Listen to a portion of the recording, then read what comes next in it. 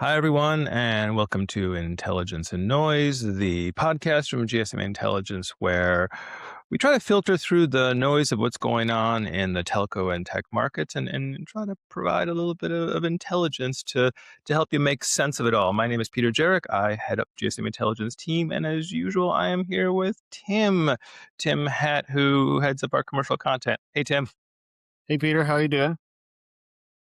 Good. I am super excited when this will drop. This will drop just a few days before July 4th. USA 250. Go baby. So have to this is the point at which I go. It is really, really impossible to see through these glasses. And so I'll leave the scarf on because it is jaunty. And a reminder that I think we're all doing okay in the World Cup, right? Not doing Peter, too. times have never been better. We're through to the 16s. Yeah, Tied we're in all for we're time in the knockouts, first time in 16. So looking good at this point. Turkey. not too bad. And yes, but we're not here to talk about football. We're here to talk about what is taking place in the market that we think is important, that we want folks to know about, and to help provide a little bit of intelligence, as I just mentioned. So for those of you who are new to the podcast, welcome. We try to do this through the lens of the weekly CEO newsletter that comes out from the GSMA and GSMA Intelligence team helps to support that, looking at what got covered, of what got covered we thought was particularly interesting, and then of what didn't get covered, what probably should have. But I'm going to start, as I usually do, with a bit of a story. So we'll talk a bit later about coming from the travel that Tim and I have both been on, Shanghai for Tim, Copenhagen and DTW for me.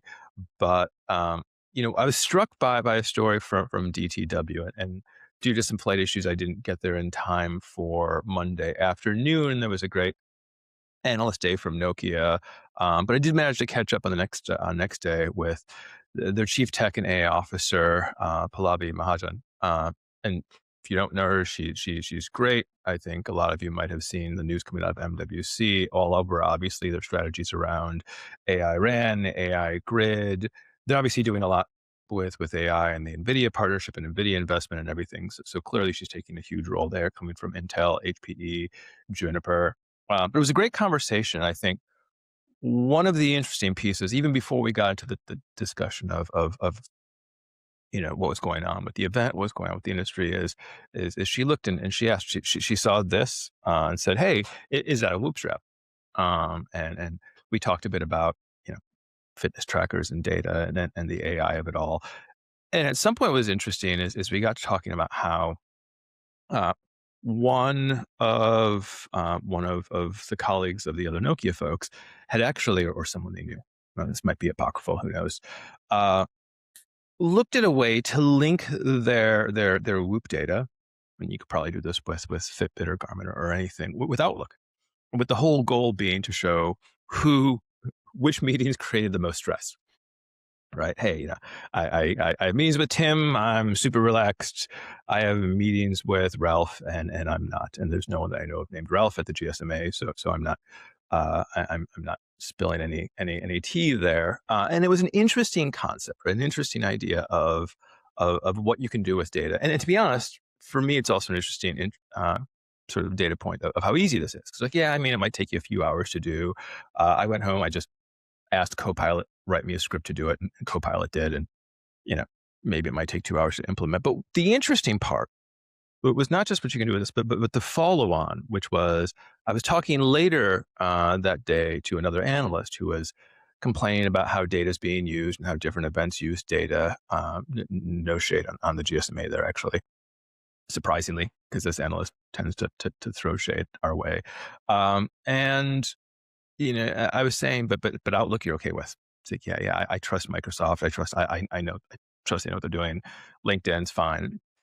And I went back and said, yeah, but let's think about this, right? If I can link my fitness tracker with Outlook in a number of ways, how do I know how my data is being exposed? You trust Outlook, but if people are out there and you can connect these things, and your data is in someone else's calendar because you had a meeting with them, then you really don't know sort of where this data is going. And it's getting more and more complicated. I think that was an interesting takeaway from you, was how these things are all interconnected. And as we're looking at AI making, uh, making coding easier, but making data more accessible, how we need to think about data, how we need to think about sovereignty, and that probably leads us into the first story. So with no further ado, let's dig into the stories.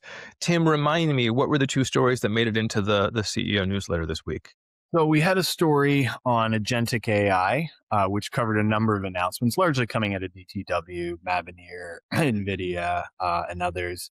And then a second story on India's sovereign satellite strategy, which And I we'll think talk gets about the into the yeah, implications we'll there. we'll we'll we'll talk about the DTW stuff towards the end as I mentioned that. But yeah, I think let's dig in a little bit to the India sovereign satellite story. So just for context, right?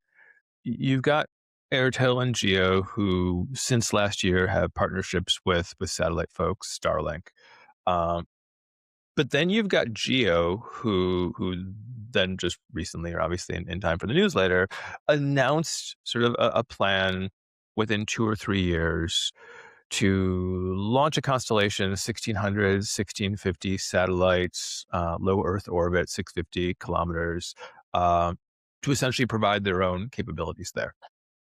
Uh, and that's kind of the crux. I have my own thoughts of why, and I think I see three different explanations for this, right? And the quote that I think was interesting was, Geo connected India on the ground. Now we must connect India from the skies. So it feels very inspirational there, and obviously, it is a big country. I've called this out a number of times, although we often talk about India and China in the same breath because they're huge countries. Uh, they're hugely different demographically, where you've got China about one-third rural, two-third urban, and India being the opposite, right? About two-thirds rural, one-third urban. So a lot of rural folks to connect. So you can see that side of things. There is the sovereign side of things, which kind of goes back to my story.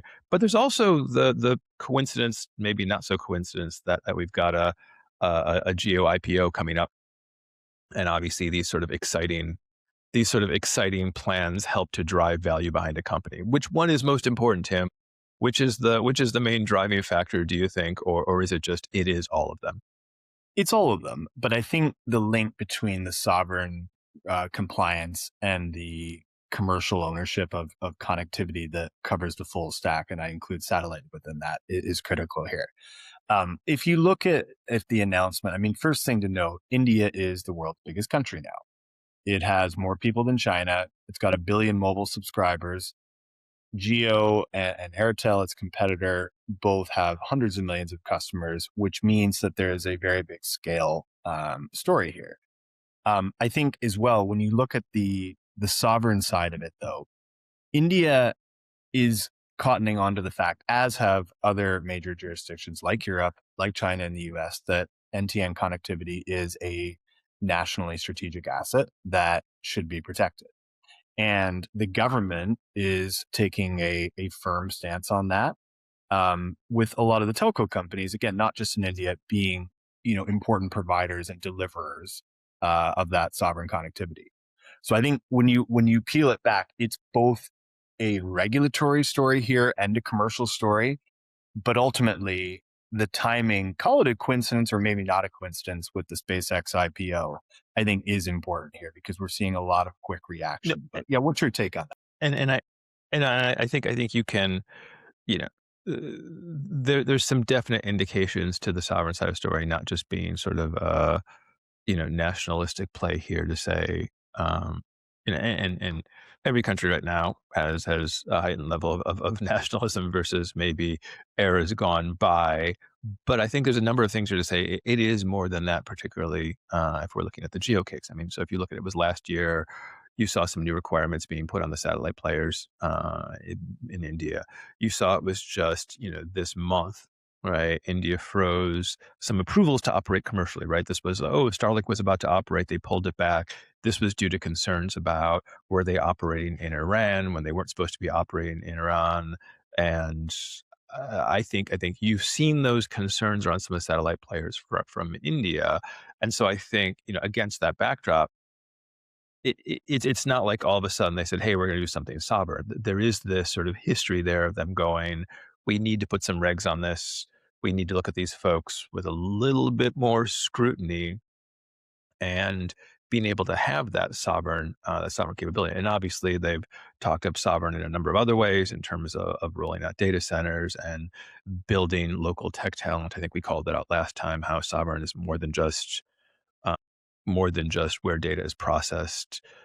It's also those local communities. But I think that backdrop for me says yeah, the sovereign side of things is more than just it's not just lip service, right? I mean, I think you see this in the background, though. It's not just them. The EU's 2 gigahertz proposal, where they've allocated or they plan to set aside most of that spectrum for domestic Yep. providers, and Yep. obviously we know that Elon and the Starlink SpaceX side of things basically said, hey, this is going to hold you guys back. You can't do this. This isn't great. This is Yep. bad. But Yep. again, that was a focus for keeping that capability, recognizing that those satellite services are important. And then again, I think for me, the big piece goes back to, and I think this was a bit of the conversation that I had a few times at DTW as well, is that we talk so much about sovereignty as where your data is being processed. And I know I sort of led this off with hey, it's a data side of things and how your data is exposed. But it's also about one, having control over critical infrastructure, right? Of which satellite is being seen as part of that. Two, the routing of where your traffic lives, right? And maybe even where that traffic is processed. And obviously, as Elon talks about space data centers, that's part of it. So I do give this one. I think there's been a lot of sovereign washing. I think it's very hard to see anything that's infrastructure oriented nowadays that doesn't include the word sovereign in it, Mhm. because it's an easy thing to throw in there, and it is such a broad term as we've discussed that you can kind of attach it to anything. But this does feel like it's like there's more than a kernel of truth there. And I think there is, just leaning into the sovereign dimension, there's another implicit kind of insight from this, which is that, for not to be a regulatory geek, but there's something called ex ante and ex post regulation. Essentially, it means before the fact or after the fact. And I think governments, including India in this story, are realizing that the satellite connectivity, if you're going to have a sovereign constellation, you can't wait for other providers to come in outside your country and then put the regulation down. You've got to do it ex ante. And so, for various reasons of how you actually regulate constellations that by default are sitting above national Yeah, land yeah, yeah. masses. And so they're saying, okay, guys, we need to get this in place now. We're going to use a domestic provider to create a domestic ecosystem and let the situation evolve from there. Knowing that there are competitive implications, security implications, geopolitical implications if you do it the other way. It So, does call. I think it does call into issue the question of you talk about being a scale game, right? And although China and India, biggest countries, and we know China has a lot of satellite plans as well. What I think is interesting is, I mean, the whole point, at least as I understood it, of the scale of satellite is that it is global, right? Is that hey, I'm not talking about a domestic network. I'm not talking about one network just for my market. I'm talking about I'm going to scale my investment over 8 billion plus people. There's huge scale there, and you see that with what Starlink has done in terms of the number of satellites they've gotten out there and the number that they plan to deploy. It's interesting then to think about how do you position that then in terms of okay, here's a constellation that's going to get to be like does not even have aspirations to get to a fraction of what Starlink has, but that's okay because its primary goal is to focus on one country. So I think it does bring in the question of have satellite economics, the scale requirement probably changed either because launches have gotten cheaper or satellites have gotten cheaper or it's just required. But I mean, it's a bit of a head scratcher in terms of how we think about scale. I think the point on scale is that you have an advantage if you're vertically integrated. So that's basically SpaceX, it's Amazon, why they own the rocket launching facilities, they own the satellites, they own the ground routing capabilities. Tick, tick, tick. That massively improves your economics. You see it in China with their 3 native domestic constellations. Talk about that later when we get to Shanghai. Um, in India, it's less the vertical integration and more the scale of the revenue base at the end of it. And the fact that they can see this as serving, so goes back to the point of making a huge population Yep. over a very long term. So it's not necessarily something you're looking at a 1 to 2 year ROI. This is for the long term. Yeah. Uh, And by the time, I mean, on the scale topic, I mean, by the time this drops, the whole Iridium acquisition by the Rocket Lab will. So I think we do continue to see the sort of acquisitions and mergers and consolidation because scale is important. What's interesting, it seems like it's that scale and consolidation on the legacy side of things, right? Where it's these folks that have been out there for a while, sort of getting rolled up. But to your point, also vertical integration, right? The Iridium side of things is also just taking their partnerships, their business model, along with the manufacturing capabilities and everything else of Rocket Lab. and it was very much the last chip on the table with, spectrum available. And that's the main purchase driver there. As we've seen in a number of the consolidation, the Link, the Omnispace, the Equitas JV, SES, Intelsat, they all boil down to having spectrum and infrastructure scale to be able to There, I mean, compete. there's still spectrum auctions out there. If I saw correctly, SpaceX picked up 2 licenses in the most recent U.S. auctions. One covering, as our colleagues at Mobile Rely call it, the Gulf of America, USA 250. But and one covering, I think, some other market in the Midwest. I'm really want to know what they plan to do with those 2 licenses for a small amount of money, but that remains to be seen. And we have other topics to talk about. So the 2 stories that didn't get picked. Um, and Tim and I had a bit of an arm wrestling about which one we should talk about. The Canada moving to the round of 16 tilted in the favor of him of getting to win of which one. The one that we're not going to talk about, but probably because it's going to be in the news, is sort of the new silicon moves that you're seeing out of Qualcomm, that you're seeing out of OpenAI. So OpenAI's Silicon, so much for no more side quests on that front. You saw the Qualcomm coming out of their capital markets days talking about the acquisition of Modular to help them on the software side of things to roll out solutions, along with plans to roll out a new data center.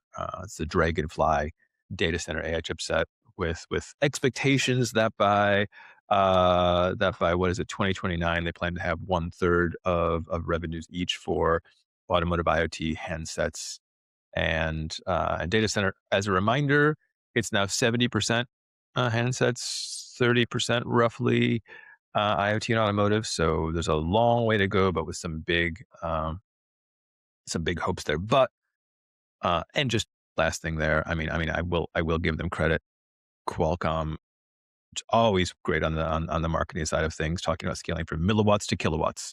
They always have rhymed, but that's a good one. But the story we're gonna pick, Tim, glasses, and not just the horrible kind that I had on earlier, but smart glasses, not dumb Smart glasses like glasses. the ones I was wearing.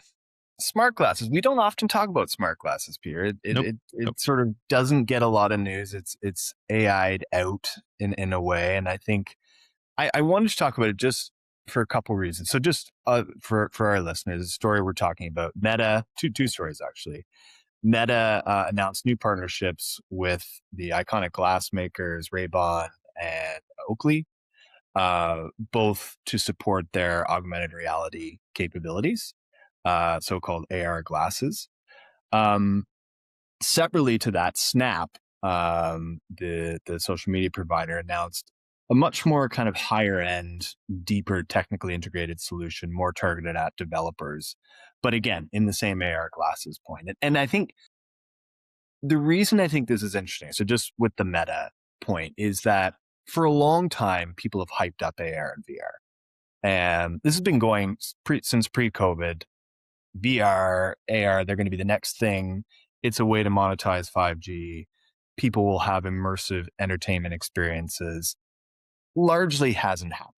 There's been peaks and troughs, but if you look at the data from our consumer survey, VR headset ownership is only at 5% of households, even in advanced economies. And AR glasses is about 2% ownership. Doesn't really change if you look at Japan, the US, UK, Germany. It's all around that 2% mark. So it's a strong minority. But so you have this dichotomy where people think there's promise and yet nobody owns them yet. So there's a big gap in that. And I think the interesting thing for me from the stories are that with AI compute advancing so rapidly, can you get to a point where the use cases and the cost critically come down to mass market levels? And I'll get your perspective in a minute, Peter, but I think for me, the big question marks are with Meta, they're trying a fashion statement here. I want to embed AR into stylish glasses. Snap is much more trying to get at the developer audience to develop new applications for it. And the price point for the Meta glasses has come down. It's about $300 for those retailers, which is in range for maybe not everybody, but I would say the mid-market consumer who values glasses. The Snap is above $2,000, but again, that's a developer product. So the question now is, can we get to a point where people start to say, hey, I want to have the ability to look at weather or alerts or a sports score on my glasses? Or is that just something that is a nice to have, but not a And must that's I think, and what I think is interesting here is to your point of how do we drive this out? It is one part technology, one part branding, because you're right. So the Meta, and obviously Meta has been partnering with EssilorLuxottica, the owners of Ray-Ban, Oakley. I think they own more eyeglass, more sunglass companies than probably people realize. But what's interesting is they're not actually branded, right? They're not Ray-Bans, they're not Oakleys. They're sort of just you can see the branding with EssilorLuxottica like on the glass, but apparently like it's not. They didn't want to dilute that brand to some extent of the sort of more premium Ray-Ban and more premium Oakley and the other premium brands when you lower that price point. But what I think is interesting, right? You know, if I go to buy a new pair of Ray-Bans, summer holidays coming up, time to replace my glasses. Let's say I want to buy some of the new ASAP Rocky, aviator puffers because I'm a huge ASAP Rocky fan. You can probably tell that you can just probably guess. I mean, those are going to run me what, like close to $200, an extra 100 for something that maybe isn't, maybe is a different style, but has capabilities in it. Yeah, it makes it a much easier purchase. I do get the impression that the experience is just completely different, where one will be maybe I can get turn by turn directions. I'm sort of speaking into it for AI. I am just taking some pictures, doing some image recognition. Um, that feels a lot. I think it's a lot also an easier entry point for folks versus the big question mark of what Snap is trying to do. And Snap is really, I've seen some folks out there saying, if you're still investing in Snap, you're investing in the future of AR and this vision that they have. They supposedly invested around $3.5 billion in bringing this to life. They picked up sort of the Illumix to support their AR vision before. And I mean, this is going to be more, a real AR a real AR experience. And I don't know what that use case looks like. One of the ones they're showing off, right, is this idea of gaming where I look at someone else in the eyes and we do some sort of interactive gaming. That's the hard part. And I think I'm not saying this is another Apple moment, but one of those moments where you go, people don't get this, but I do, and people won't they don't intuitively understand it. But if you're building it correctly and it is something that they find interesting, because we have no idea will people take to this or not. Well, they go, okay, this AR stuff is actually really cool when done right and done in a way, you talk about where Apple has gone with the Vision Pro, right? Obviously a much different experience. They're trying to deliver AR, right? That thing, you've got a puck. They're huge. What do they weigh? I've got that here, 26 plus ounces I do. compared to around 4, right? With 4 hours of battery life. They're not, I don't care what people say. They don't look like regular glasses, slightly larger. They are definitely a statement that either says you're you're going to the Met Gala, and you're trying to look weird on purpose, or yeah. So they don't quite look normal, but I mean they've got two Snapdragon chipsets in them. They've got batteries. I mean, so I think that's the thing of, to your point about the where we are. I mean, these are different experiences, but I think we know what you're getting with the metas. We don't necessarily, I think people have the experience with what Snap's trying to do, and we don't know if people will take to them, and that's the big question. Like, will that people go, wow, this is great, and drive some sort of recognition that goes beyond the 2%? Yeah. Yeah. So And, yeah, and I think just one other point on that, which is the reason it has stayed at 2% and 5% for VR headsets is that there has been no killer use case, and largely the hardware and software just hasn't got there yet. Nothing has coalesced to make this, to bring out an iPhone moment, to use yeah. that phrase. No, the killer use case. I mean, the killer use case, at least as I understand it, talking to people and looking out there, is music, right? I've got, and not for AR VR, right? I think those aren't going to be in the numbers that we're talking about, right? But the killer use case is you buy some metas, and maybe I'm not taking pictures with it, right? Because I don't want to be too much of a creeper, but I can always have music, right? I can listen to it, and they're always classes, right? Yeah. If nothing Yeah. else, I think that's been the killer. It's low barrier to entry, and adding this, what they say, 26 styles. It's not really. I mean, it's a couple models in different colors. You can get the Kylie Jenner ones, because Yeah. yeah, along with ASAP And Rocky, huge Kylie Jenner fan. But I mean, that's you make it easy, right? Make it easy for people. well, and Meta has the luxury, less so now given they're investing so much into AI infrastructure, but has the luxury of using this as a sort of test bet. It's not meant to drive financial results at this point. This is looking at, and Snap to a certain extent as well, trialing the latest AR on a set of glasses to see how it works, what the take up is, iterate, move on, etc. What I think is interesting, the interesting questions for me here is, when you look at the tech side, it is a lot more advanced than it was even 2 or 3 years ago. We've benchmarked silicon companies across the world on their capabilities of their flagship chipsets to deliver on AI use cases. And actually, Peter, what we found was all bar one. So this is like Qualcomm, MediaTek, others. All bar one could service AR glasses right now with their flagship, but they don't rate it as a priority. Why? Because they don't see the demand.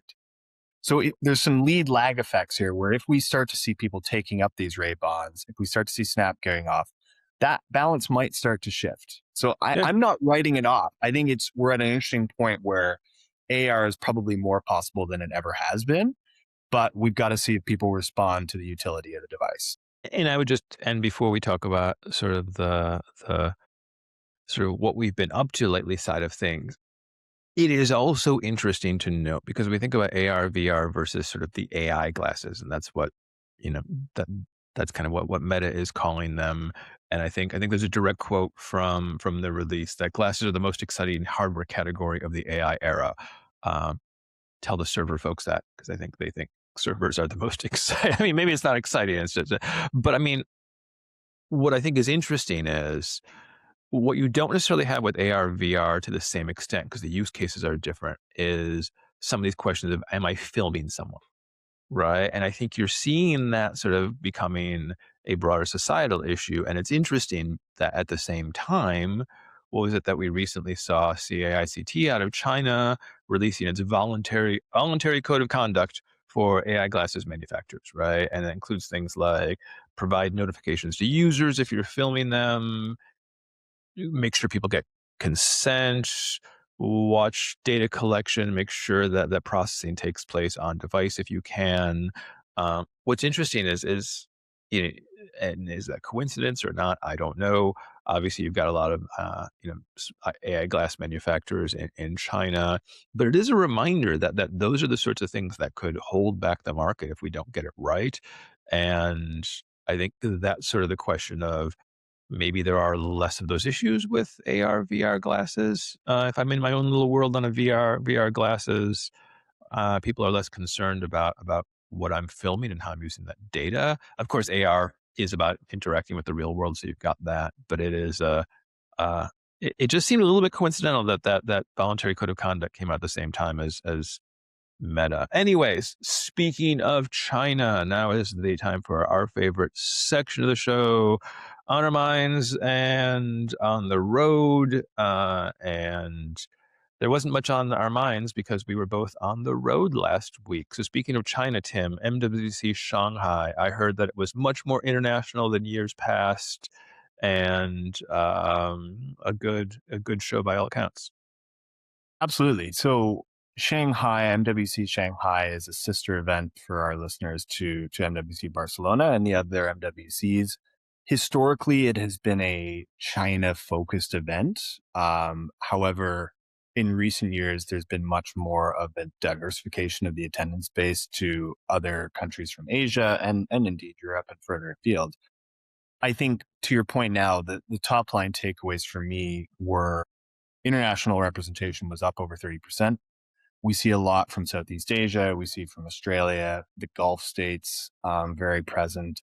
Um, and that's interesting because that speaks to China's gravitational pull as a tech center within the Asia region and an influencer there. So that was clear. I think on the topic side, Peter, what was interesting for me this year was, you know, obviously AI was front and center as expected, but it was much more advanced along the lines of agentic and physical AI. Sure. We see a lot of demos, probably more than you do in Barcelona, of specific enterprise verticals coming to the show to show how, for example, the agentic AI is being deployed in factory robots or in a hospital setting to test I mean, that sp- I out. mean, So I a mean, lot you of take you take manufacturing, advanced manufacturing capabilities, you take the building of gadgets, you take AI, and to be clear, right? I think everyone talks about China being somewhere, 6 months behind or so the frontier side of things in the U.S. So they clearly want to show what they can do, right? And so I think you've got the perfect storm to show off physical AI in all those forms, which is why I think, and I'll be honest, right? I'm always happy for a self own. Several years ago, when we had customers who were planning MWC Shanghai events, like here's the Latin America summit at Shanghai, or here's the Sub-Saharan Africa summit. I was like, well, I mean, well, there's one, obviously, the interest of Chinese companies in expanding into those markets, but it was always like, wow, you could, and I think that to your point, like it was sort of well, duh, one, the Chinese companies want to expand those markets. Two, those markets want to learn from everything that is crazy and cool going on in China. And so it definitely makes sense. 6G was on the agenda a Of lot more course. than years past, and the transition to that, I think we're close to. I think China will be one of the leaders there, but we see it, from the Koreans, we see it from other Asia countries. And then satellite was again a huge topic. We ran our satellite summit. We had an analyst wrap up panel at the end, various roundtables. It comes up everywhere. I think the interesting contrast there is how the Chinese domestic ecosystem is shaping up to deliver their sovereign capabilities versus what's happening in the West, because it is still largely kind of a closed shop in China. So interesting questions about how international they can go. And Uh, why we love MWC Shanghai, because Satellite Summit in Barcelona, standing room only, and so you kick people out because health and in safety Shanghai, regulations say if you have too many people, you get in trouble. Shanghai, they just sit on the floor or hang from the Shanghai, we, rafters. we let them in. They can sit on the floor. They can go on the outside. Peter, you were in closer to home though. Tell us about DTW. Yeah, so a place where 6G and token economics was not so much on the agenda. Yes, so DTW Ignite is the TM Forum's big event in Copenhagen. Uh, and, I think it was around well, last year was around 4,000 people. It felt like it was about the same size this year. And, for those folks who don't know the work of the TM Forum, traditionally they've been the ones that if you're thinking of OSS, BSS type stuff, they're the place to go to. And in recent years, automation has driven a lot of their work, as well as open APIs and API exposure. So I've been there the past few years in terms of supporting some of the open gateway work that we've done at the GSMA, but obviously it's become a place to talk AI. And I think you see a bit of their trying to pivot into taking automation into AI. Because obviously there's a link there, right? But we've been doing automation for years. And of course, when you've been doing something for years and you're trying to keep it fresh, what do you do? Hey, we add agentic AI and we say, if we really want to extend automation to its full promise, we want to get to this level 4 self-driving networks, level 4 autonomy and beyond. We're going to need agentic. And so, as Tim mentioned earlier, agentic was part of what made it to the news, driven by a lot of the stuff uh, from DTW. Wasn't too surprising though. I mean, I think we probably all expected that was going to be the case. What I thought was interesting were a couple things. One, uh, we've been talking a bit about how if you're looking at AI and applying AI to different parts of the network, the RAN gets a lot of attention, but the core might be an easier sale just because it's a natural evolution we're doing in automation. And so you saw some of that messaging from Huawei. You actually saw some of that messaging, I think, out of Shanghai from ZTE with their Air Core launch. And then what was particularly interesting was Ericsson talked about extending their EAIP, their automation platform, into the core with what they're calling C apps. So there's R apps and X apps, which are all about how you link, how you have sort of automation applications and different applications you link into the radio access network. This is extending that with the same interface into the core. It's not necessarily an industry thing yet, more of an Ericsson thing yet, but it does show the focus on the core. Data was a big thing I called out last year. You saw Ericsson and Nokia, and you had messaging from everyone else talking about getting your data platforms in place. This idea that unless you have clean data, accessible, not necessarily all in one place, but accessible and in some way that you can actually access it, because that's what makes it accessible, that AI is not going to work. And you saw platforms last year. This year, you saw a bunch of great stuff from Nokia talking about partners, which says, hey, maybe it's not going to all live in some place. I'm going to have to partner with Microsoft. I'm going to have to partner with Databricks or whoever.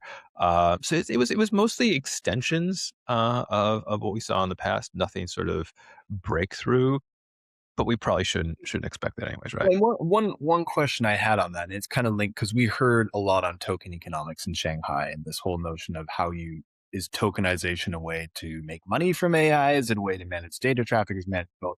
And I think there was part talk, but still a lot of questions there. From your sense of automation at DTW, do you get the sense like level 4 autonomy? Like, is that going to be a reality? And if so, do we get towards this zero touch, or is that It just will. It will at some point, right? I think at some point we're moving in that direction. Whether or not the bar moves, I think that's the why you have these levels, is so that there is a goalpost. I think I have heard some complaints that it becomes an objective in and of itself, as opposed to what are we trying to achieve, right? You don't want just a badge that says, I've got level 4. And you can also say, well, I'm level 4 in this part of my network versus that part. So I don't want to say the system is being gamed because it's not, but you could. So I did hear some pushbacks. But what is interesting is, to your point, though, is I didn't hear so much on the token economy side of things. And that's good, I think, because it's still new. I did actually have some conversation with other colleagues who were at Shanghai, and even they said, yes, although the Chinese operators have been the ones to really push forward on that, even they've said it's early, right? They're still in trials. They're still trying to figure it out, which is a good indication or it's a good sign then that it really didn't make it into being buzzworthy at DTW yet. yeah. Yeah, it will be interesting to see where it goes. I think just on the tokenization, it's a China and India story right now. But I think as questions start to get answered and around what the store of value looks like, how you measure it, et cetera, we probably will see more of that. That's going to be something to watch over the next year. Yeah, Um, it's not. It's fungible, right? I mean, I think even if someone does understand that if I watch an SD movie for this long, it's going to take up this much data.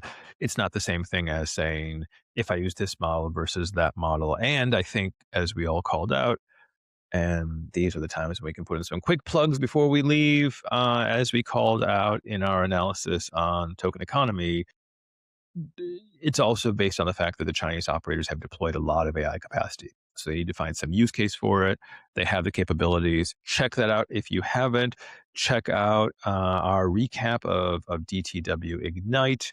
is up on the site. There will be one soon around MWC Shanghai. Quick last plug, if you haven't seen it yet, Christina from the team put together a blog post on the Qualcomm Capital Markets Days, so covering a lot of the insights about what's going on in that side of things. So a lot of good content. It amazes me all the time when I talk about all the stuff that we have that actually fits with what's going on in the market, because it's what we're here for. So any last thoughts, Tim, before we go? Just be there Saturday night, Canada, Morocco, 6:00 UK time. Be there. Yeah, I mean, I guess I'll leave with this and say, one, as I said in the past, don't leave a review yet. Two, we've got to have some sign off, some cool. So send in your ideas for what would be a good sign off language. In the meantime, USA 250, and we'll see you next week. Thanks, Tim. Thanks, everyone. See you guys.